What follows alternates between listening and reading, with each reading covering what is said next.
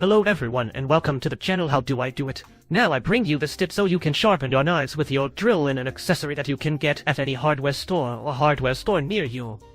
Since either we have to have an electric sharpener that came with the can opener and that was useless, or we have to go around finding the gentleman who sharpened the knives, but lately the truth is I don't even know where to find them, but with this advice you can do it yourselves and they will be very sharp and in a very short time. So pay attention as it will be a short but very useful video.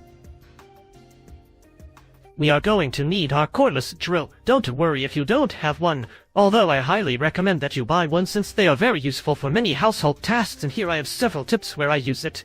If you don't have one, use your regular drill. Just be extra careful, since one is plugged into the mains and two is much more powerful, spins faster and therefore can shake or sand more and maybe even pull the knife. In addition, we will obviously need the knife for knives we want to sharpen, and finally this accessory that for now we will call a polishing or sharpening rock, but it comes so that it can be held like a normal drill bit. You can get this at any hardware store and it's very cheap. I don't know how much exactly, but it even comes in packages since they are accessories for engraving on wood, cement, etc. In any case, ask so you know the name well, and you can even take a photo of the screen so you don't have to bother explaining to the person who is going to assist you. We need to check if our knife really needs sharpening. This is very easy. Just take a sheet of paper and slide the knife to cut it. If it cuts very easily, then your knife is fine. But if on the contrary it is difficult to slide it, and also when cutting it wrinkles the sheet and leaves it as seen in the video, then it needs a good sharpening. We take the knife and place it in such a way that it does not move with the help of these handles, on a work table or in this case on a straight table to hold it well and that it does not move. I recommend that you buy some handles such as the ones I use here, since you can tighten and loosen them easily.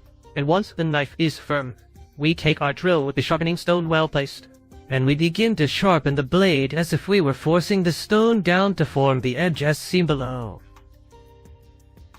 We move the drill from the tip towards the handle since that is how the stone will be spinning and it is easier to control. Do this until you see that that part looks like the metal is a little shinier. But don't overdo it since you can leave it too thin and even make a mark on it as if it were a serrated or serrated knife. And that is not what we are looking for. What we want is an edge as even as possible. Now that you have sharpened that part of the knife, we turn it over either in the same place or to the other side of the table, as you like best. And we do the same thing on that part, only now the movement will be in reverse. From the handle to the tip, since it will be easier because the stone is turning that way. But you will get the hang of it, and each time you want to do it, it will become easier and easier for you, and thus you will keep your knives sharp and they will last longer.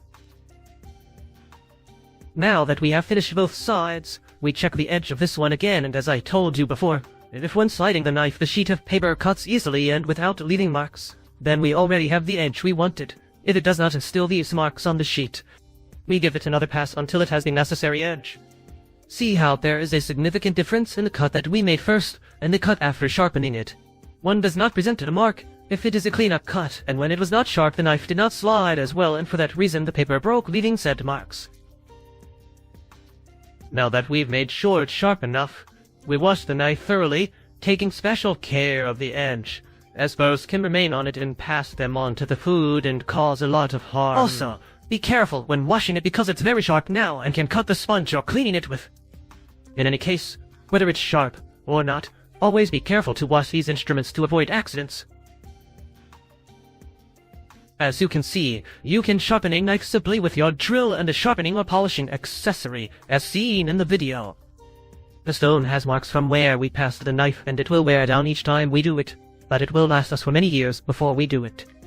And so you can see that this one is actually sharp. We cut it in marto and a lemon so you can see that now it slides easily when cutting it without getting crushed or bruised, and so we can cut whatever we want in a simple way and giving more life to our knife set.